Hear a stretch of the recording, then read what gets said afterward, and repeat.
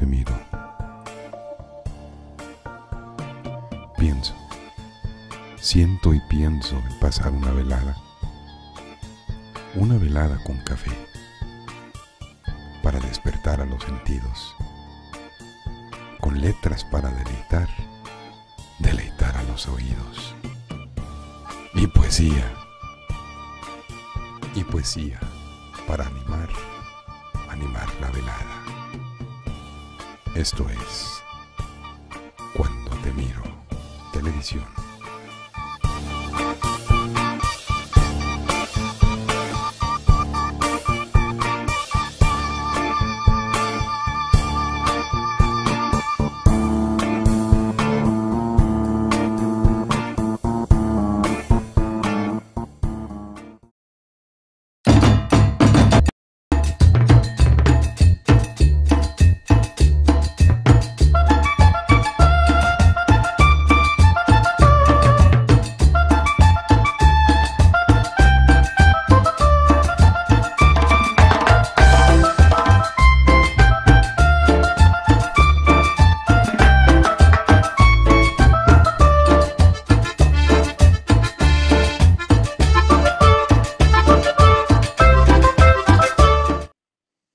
Hola a todos, buenas tardes, tarde noche aquí en la ciudad de Guadalajara. Tenemos en vivo y en directo desde Canadá a David Hubert. Él es productor, director de animación. Él ha trabajado para películas como Kung Fu Panda, Hellboy, parte 2, y también trabaja como director de animación de videojuegos actualmente en una empresa muy exitosa en Canadá. Y le damos la bienvenida a David Hubert. Hi David, how are you? I'm good. Thanks for having me. Okay, it's always a pleasure. Vamos a tener la entrevista con David. Vamos a preguntarle qué onda con su éxito, qué es lo que hace para poder llegar a donde está. Saludos a Lupita Arista Valtierra, María del Rosario Arredondo. I'm naming the people who are live with us on Facebook and I hope YouTube. We cannot send anything to Twitter, but well, whatever. So, David, tell us a little bit Yes. about your background. Sure.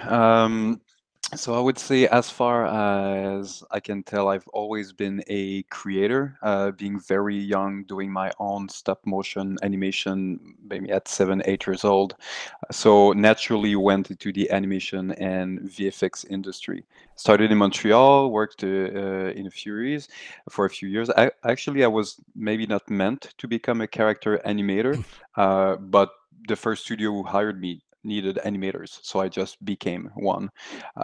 Worked for maybe 10 years in the industry, and that's a moment a little bit around. So I worked in Australia, in London, France as well, and then moved to California to work for DreamWorks for 4 years, where I worked on Shrek, Kung Fu Panda, Puss in Boots, The Croods, before coming back to Montreal more in a cinematic director position, now working in video game.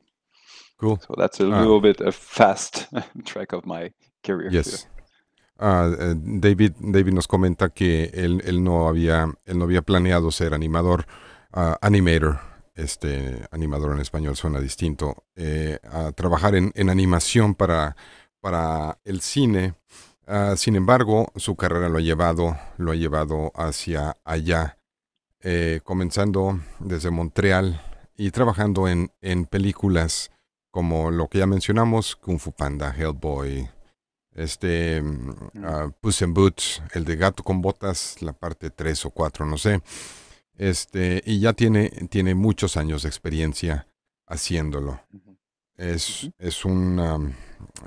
lo que ahora le gusta y pues se conserva ahí.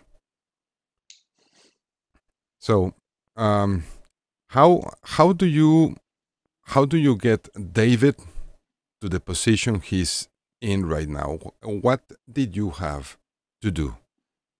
hmm What do I have to do in my position that I'm in today?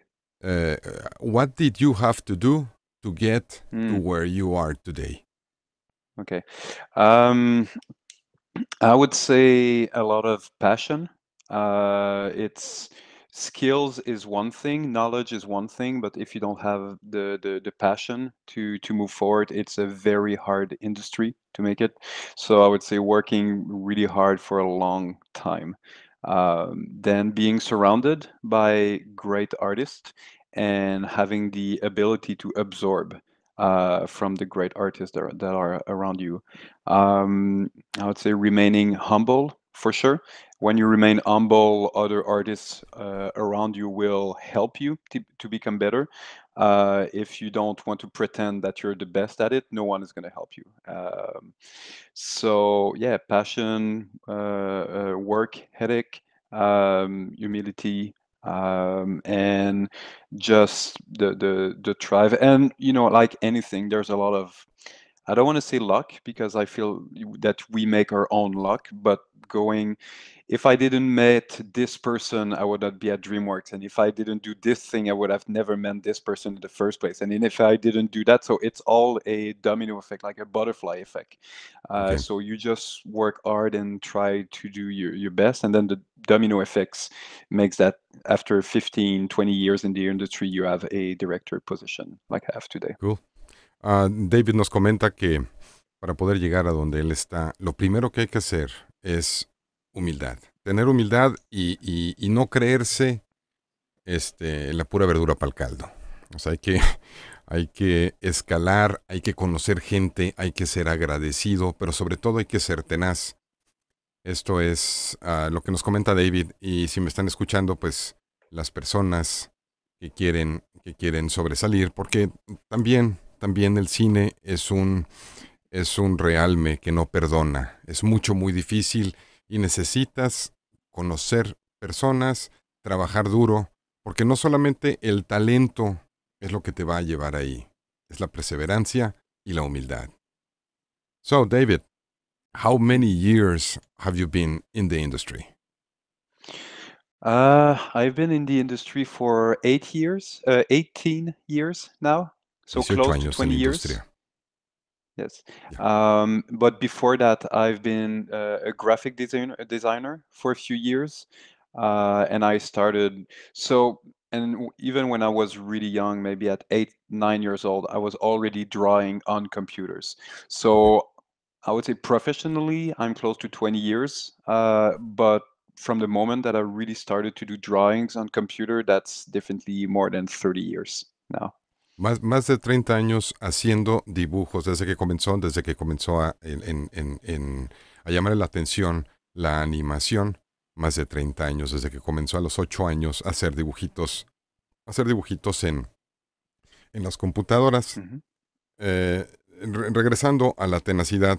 Y ahora también una invitación al público televidente para que le hagan las preguntas que deseen hacerles. Recuerden, también pueden realizar preguntas a través de WhatsApp al número 333-476-1122. David, you were here in Puerto Vallarta a few years ago, Mhm. doing this wonderful presentation of yourself in front of a rather large audience. How do you see Mexico regarding the animation industry? Mhm.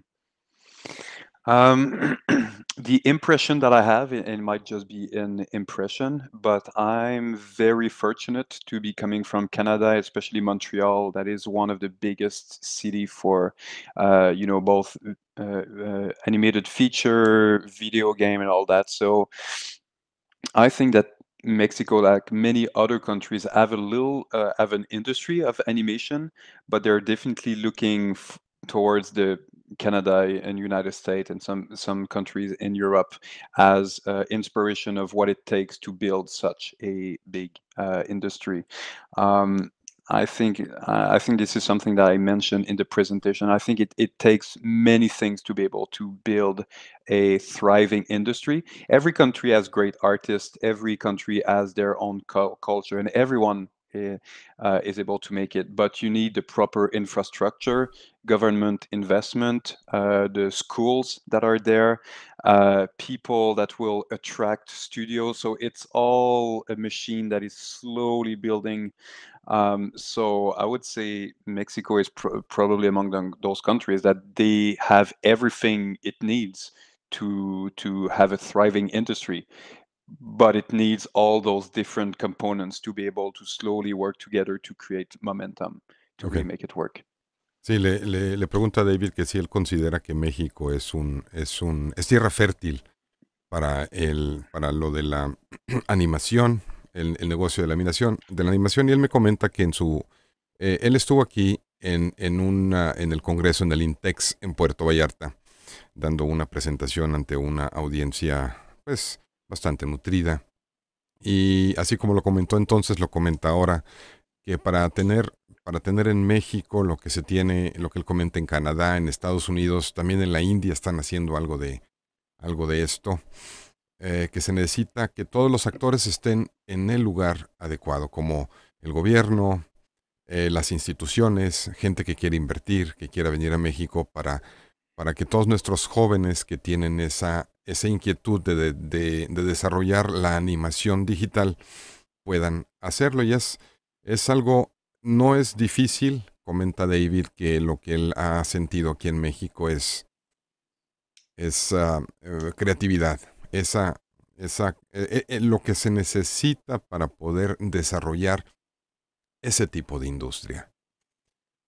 So David, have you seen the later movies? I don't remember the name with the dead guy that comes back from the dead. Yes. What? Well, there's Coco, a movie Coco. that Pixar just Yes. released a few months ago. I have not seen it, but I really want to go and see it in a theater. But I just have not been able to find time. So as soon as it's going to be released on iTunes or DVD, I'm gonna look at it for sure because it looks amazing. Yes. I had a couple of friends that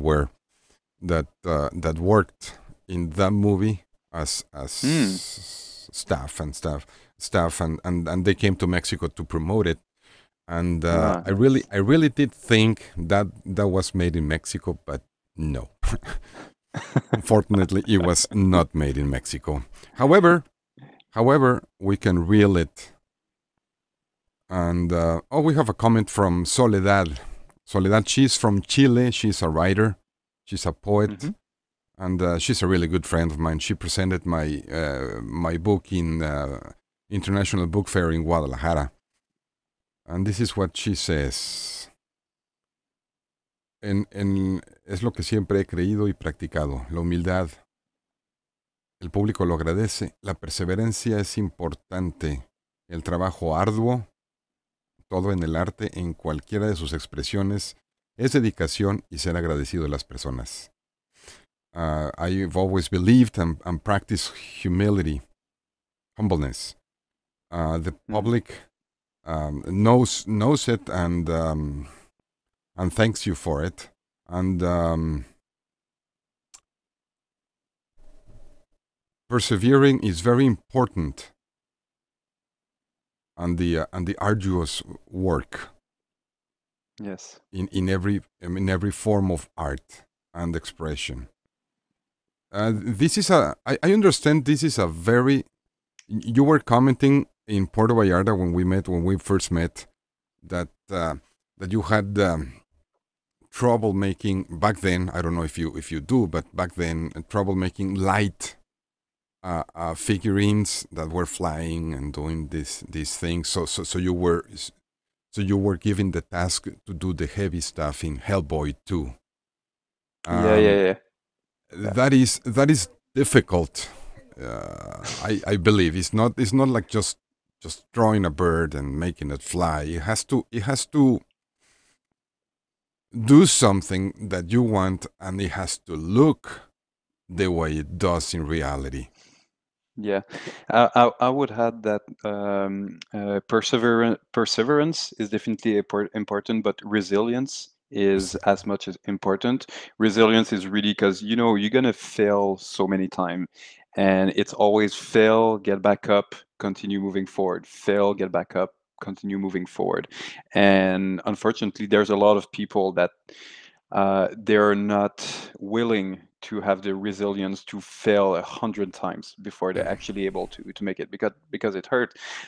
And yeah, the Hellboy is a good example that I did my first test, and it was not great, but I got some great advice from my animation director by then, and right away he pointed me through a few things, and right away I click and said, okay, I'm going to work twice as hard to be able to nail those. And just 2 months after, I was in charge of one of the big sequence at the end, which is still of the animation that I like the most that I had to do in my career. So yeah, resilience to make sure that you're going to fail 100 times before you make it, and you have to be willing to accept that it's going to hurt every time, but you're still going to get up and move forward.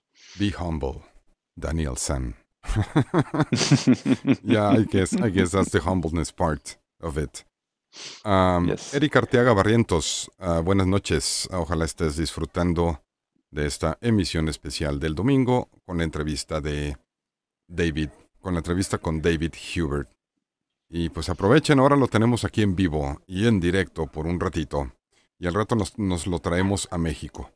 Él nos habla no nada más de la perseverancia, sino también de algo más o menos como necedad. Hay que ser necio, terco y aferrado para llevar a cabo lo que deseamos. O sea, no es nada más, lo comenta en la película de Hellboy cuando el director lo pusieron a hacer escenas de caracteres ligeritos que volaban, etcétera, una especie de, así, si pudieras ver como campanita, un pájaro, etcétera. Y pues resulta que no le salía. Entonces el director le dio unos tips y trabajó el doble de duro para lograrlo. Y él fue encargado de una de las escenas más importantes donde están los robots con Hellboy 2, cuando están en el palacio aquel místico donde reviven unos robots. Él estuvo a cargo de una de las escenas más importantes. Y también otra de las escenas de los Croods, había un animal que perseguía a los Croods. Remember that scene that you were telling us about with the Croods, with the animal chasing the Croods that was going to eat him? You were in charge of that scene, weren't you? Yes. Yep. Yes. Entonces, you have a good memory. La perseverancia, hay que ser necio, terco, aferrado. Y eso es en todos los ámbitos de la vida. En la escuela, en la vida profesional, en el amor, en lo que sea. Yeah, you gotta love it, don't you? Yeah, as I said, it has to be a passion, because otherwise you won't be able to persevere. Ya, tiene que ser una pasión, porque si no, no vas a poder perseverar. Saludos a Ilayali, Arbizu, Jorge Ramírez, J. Flores Mayora. También un saludo a Azucena. Saludos a Azucena también. And voy a ver qué pasa en YouTube. I'm gonna go watch, see if we have anybody watching YouTube but myself. Well, it's kind of lonely at the top, and it really makes sense when you say perseverance, and you really have to be adamant and passionate about it. I've been doing this project for a year and a half, and it's hard. It's hard, but I'm having fun, and that's what really matters at the end. Yeah. We have a question from Soledad. Mm-hmm. David, if I am correct, those of us who are dedicated to art, something that we run to plenty of times is with that try and error. Try and error. Mm-hmm. Yeah, try and error. That's Yes. what you were telling, right? Mm-hmm. Bang your Yeah. head against the wall. Yeah, but it's not just trial and error. Is trial, fail, understand why you fail and what you need to do to not fail again, and then improve. Yeah. Because it's something we often say: fail forward. Is that yes, you fail and you fall, but always forward in the same direction. If you don't improve, if you don't understand why you fail, then you can just fail forever and not be successful. So yes, it's important to accept to fail, but the real importance of failure is what you're going to learn from it. So Yeah. if you're not prepared to be vulnerable and expose yourself and understand why you failed, then failure has no meaning. Yeah, and you can fail forever. Yeah. Dice que no nada más prueba y error, sino también es el error, la falla, y analizar por qué falló uno y, y resolver el problema. Determinar primero exactamente cuál fue la causa de la falla y en base a eso resolver y hacer algo para modificarlo. Porque si no hace uno eso, está uno condenado a fallar, a fallar para siempre. Eso nos dice David Hubert y que nos hizo el grandísimo honor de aceptar esta invitación de la entrevista. Por él lo vamos a estar molestando más para que nos mande otros contactos que también quiera ser entrevistados. Vamos a abusar. I was saying that we're going to move forward and nag you with other contacts that would like to come and be interviewed. Time being. Darn it, I've been thinking Spanish too long. It's good. It's a good opportunity to practice your English. Oh yeah, that's right. I absolutely. Who Brian knows? Maybe the Enriquez. next one we'll do it in French. Oh, mon Dieu. Mon français c'est très rustique. Ah oui. Ah, c'est pas mal, c'est pas mal. C'est pas mal, eh? Brian Enriquez nos está observando. Brian Enriquez is watching us too. We have 6 live viewers. And when are you planning to come back to Mexico? Is that within your plans? Do you have a project coming up in Mexico?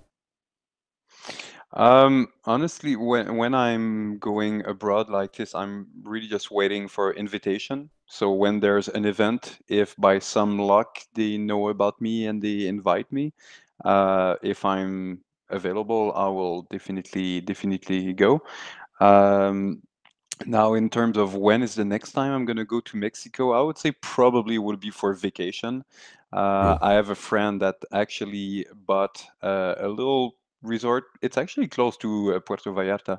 It's you land to Puerto Vallarta and you take a boat for 20 minutes and you go across the bay.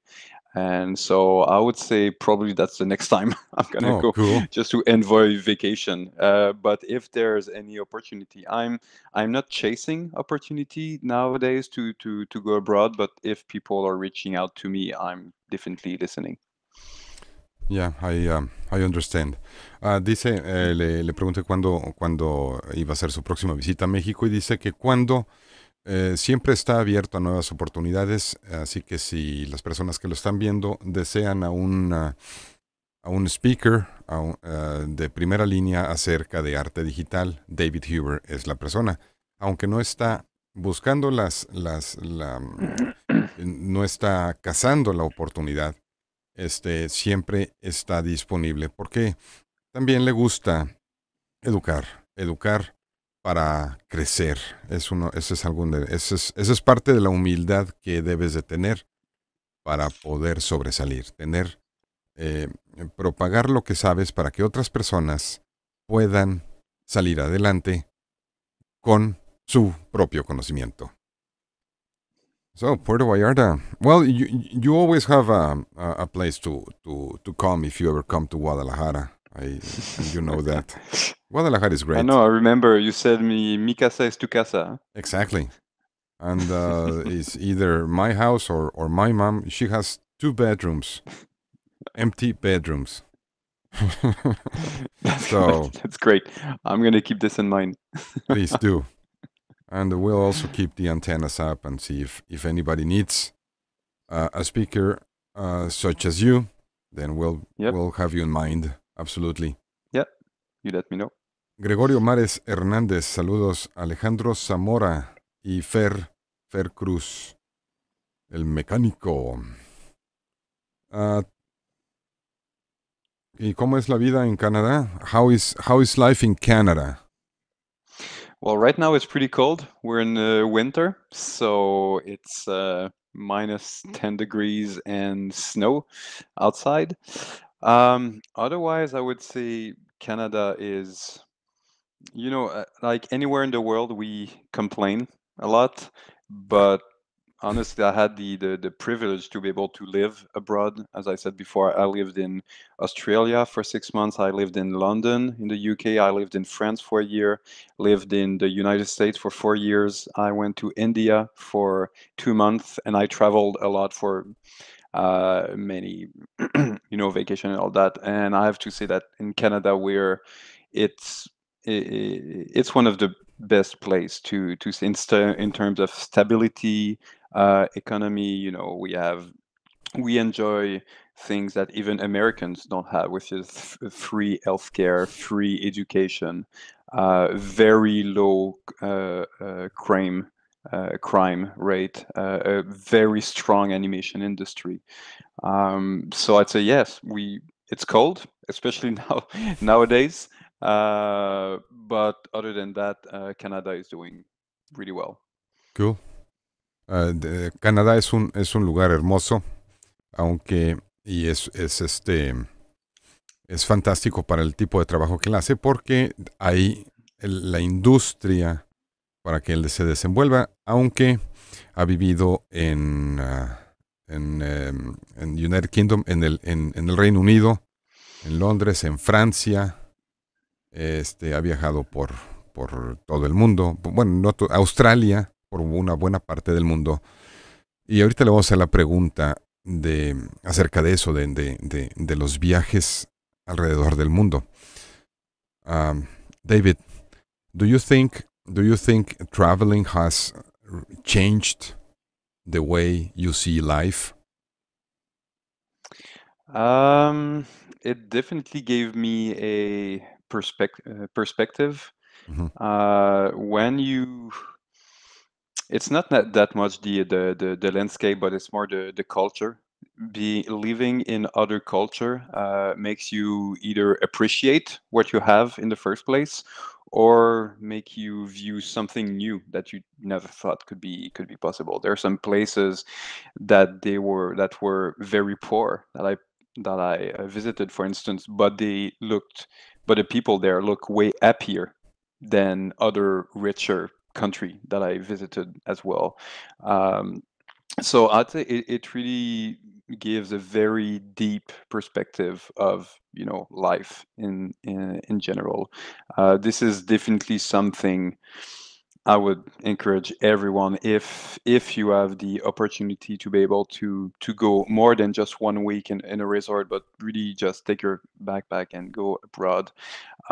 It really opens your eyes on life and cultures in general. And on the flip side, the people that I know that always lived in their small village on the same street with the same friends and all that, in some sense, are a bit limited with their point of view. It's always been the same point of view, and they don't change as much. They're very conservative with how they think. So I'd say go around as much as you can and absorb all those amazing things that are being done elsewhere. And if you see terrible thing, then at the very least, it's going to make you appreciate what you have home that you consider that is better than that. Yeah, cool. Mm. La pregunta, le hice la pregunta que si el viajar le había cambiado su manera de pensar, y dice que definitivamente cuando viajas no solamente el entorno, los paisajes No solamente los paisajes, sino que la gente. Dice que te cambia toda tu perspectiva y te ayuda, si no te ayuda en algún, de otra manera, cuando menos te hace apreciar mejor el lugar de donde procedes. Y esto es a través de viajar y realmente um, anima a todas las personas que tengan la oportunidad de pasar un tiempo fuera del país de origen para darse cuenta exactamente de qué es lo que ocurre en otras partes del mundo. Un saludo a Gregorio Mares Hernández. Saludos, profesor. Buenas noches, Gregorio. Good evening, David. We're Elizabeth Bonilla. She's watching, and Jesus Chavez, Everardo Wizard. You know, Everardo Wizard is a good friend of mine. He writes 12 word poems, and he's great at it. Wow. How does he do it? I don't know, but he does it, and I love Well, it. limitation is fuel creativity. So. Exactly. And we have a question from Ilayali Arvisu. How do you tell the difference when it's necessary to quit being stubborn in a project? Yes. Or it's not easy. or adamant. Yeah, Not yeah. easy. It's not easy because when you are passionate about something, it becomes difficult to be objective. Mhm. It's really subjective that you have to move forward. Honestly, for me, I would have to go with gut feeling. It's something that is very unconscious. I believe that your unconscious is accumulating knowledge over the years, stuff that accumulates there that you're not able to think at all time. And at some point, when you have the feeling that what, for me, that's enough. There's no point of trying to do this anymore. It's never going to be, well, let me put all the advantage on one side and all the disadvantage and try to find a balance. No, it's just a gut feeling that tells me that, what, you need to let this go. You need to move forward. This will not bring you joy anymore. This will not bring you anything positive. So just go with the flow. This is one of my main philosophy in life. I will continue to work hard, but as long as I feel that I go with the flow, if I'm just stuck on the same problem, maybe it's not worth fixing this problem and just find a workaround that Okay. is still going to bring you to your final destination without having to fix this one thing. Yes. Dice que es muy difícil cuando tienes una pasión, es muy difícil diferenciar cuando la estás regando y cuando no estás yendo a ningún lado, porque no tienes todo dividido hacia un lado, hacia el lado positivo, hacia el lado negativo. Pero si tienes una meta en específico y este es un pequeño paso hacia ahí, lo mejor es darle la vuelta y encontrar otra forma de hacerlo para que eventualmente y de todos modos llegues a la meta que te propusiste. Have you ever thought that something that you do was a waste of time, and did you feel mad at yourself? It's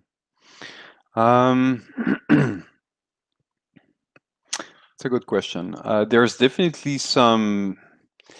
I don't believe that anything is totally useless. You always learn something with it, even if it's learning that it was useless and you should be more, I'm gonna say more. That you should have a better judgment to know that this should have not be worth it. I I would say in general, I always think that there's nothing for nothing. There's a reason for everything. And as I said, one of the reasons why I'm here today is the result of decision that I made that I had no idea that would lead to all this. So as I said, the domino effect or the butterfly effect. So even if there's one thing that I think, okay, this was totally useless, even if the result is useless, the process of doing it probably isn't. The thinking about why it's been useless and why I decided to do it anyway and analyze how to not do that again, it's not useless. And maybe this one thing is going to bring an opportunity that I have no idea in a few years. So did a few things that were useless? Yes, but I've never been frustrated about those, because even if I felt they were useless, I always thought one day they're going to serve a purpose I have no idea today. Yeah, great. Nos dice David que aunque haya hecho en el camino ha hecho algunas cosas que él ha considerado que no lo llevan a ningún lado. Sin embargo, lo que no es inútil es el proceso por el cual llegaste a un lugar donde no te pudiste mover. Ya no pudiste ir más allá.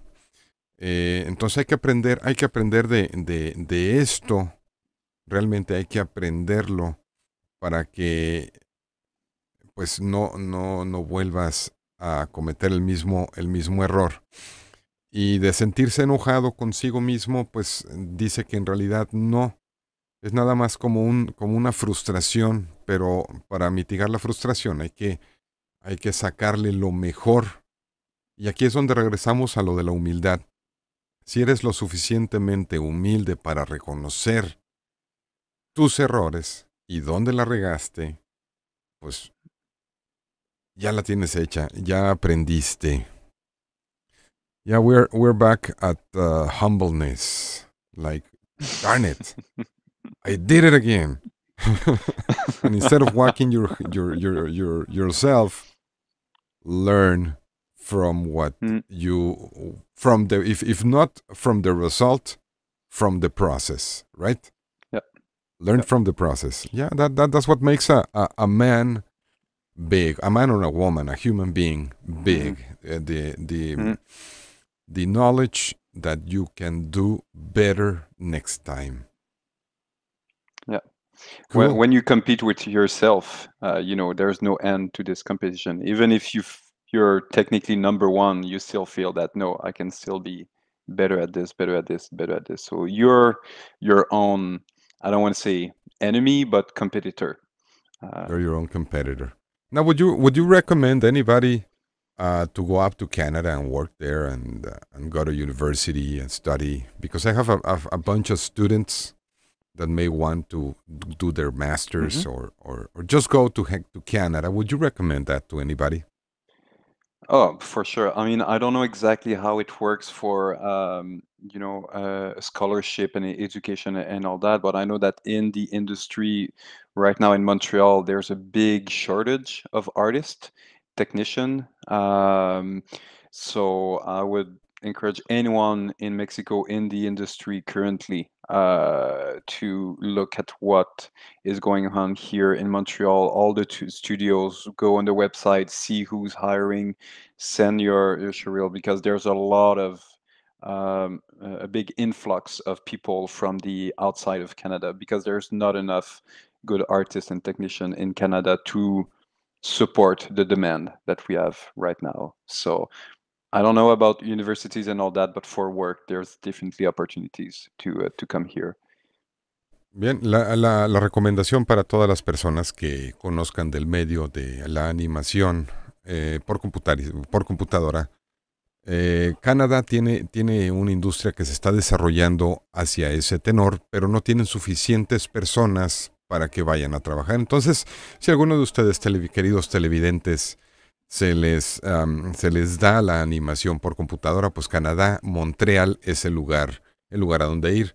Y esa es la recomendación que nos hace David. Aparte que nos dice que Canadá, en Montreal, tiene un índice de criminalidad muy bajo. Es muy bonito, aunque ahorita hace un frío mucho frío. Pretty cold. Yes. aunque hace un frío de la acá, no, pues vale la pena, porque véanlo, ahí está en camiseta, está a gusto, está dentro de su hogar, tienes calefacción y tienes todos los servicios, y pues puedes desarrollar una buena vida en Canadá para todos aquellos que deseen y quieran viajar y desarrollarse en una industria pujante como en Montreal. Si tienen alguna otra pregunta, porque ya estamos llegando al límite de tiempo. ¿Tienen alguna pregunta? Si no, pues le damos las gracias a David. Any other thoughts that you may want to? No, well, just thanking you for having me. I think it's pretty cool the show that you're having on the website, and the fact that it's live and people can ask questions. And you know, I guess it's just one of those projects you don't have to do it, but you just do it for the fun of it and by passion. So it's definitely you know, a fun experience for me to attend and participate to this adventure of yours. So thank you for that. Well, I thank you very much for taking the call. And you were at Cuando Te Miro, and I hope this is not the last time. Maybe next time where you bring out the other project and the other secret project that you are working on. Yes. Maybe we can get a chat, and maybe, well, I'm not a gamer. I suck as a gamer. Anything that involves more than 2 fingers. Yes. No. I suck at it. Well, who knows? Maybe I'll have to go and do some promotion in Mexico. And well, if it's the case, I'll definitely let you know. Guadalajara is the Silicon Valley of Mexico, so somebody says. I don't know, but somebody says it. Well, you have a great night. Cool. And it was a wonderful pleasure. I'm just gonna wave goodbye to our audience, and that would be it. Yeah. Hemos llegado al final del programa, este programa especial del domingo.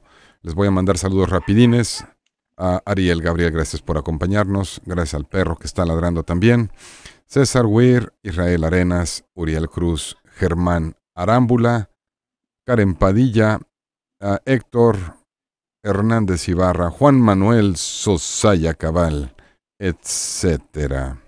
Tengan una excelente noche y muchas gracias por estar con nosotros. Thank you, David. Thank you. Have a great night. And I hope night, everyone. We'll see each other again. Yep, let's do that.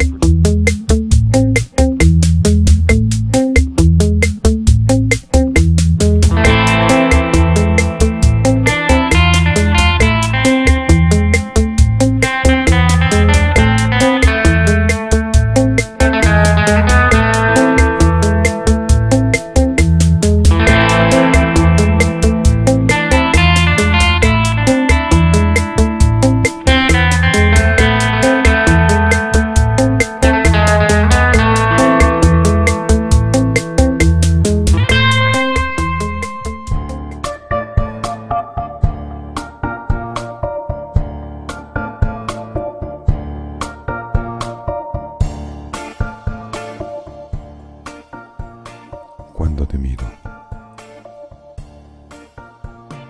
pienso, siento y pienso en pasar una velada con café, para despertar a los sentidos, con letras para deleitar a los oídos, y poesía para animar la velada. Esto es Cuando te miro, televisión.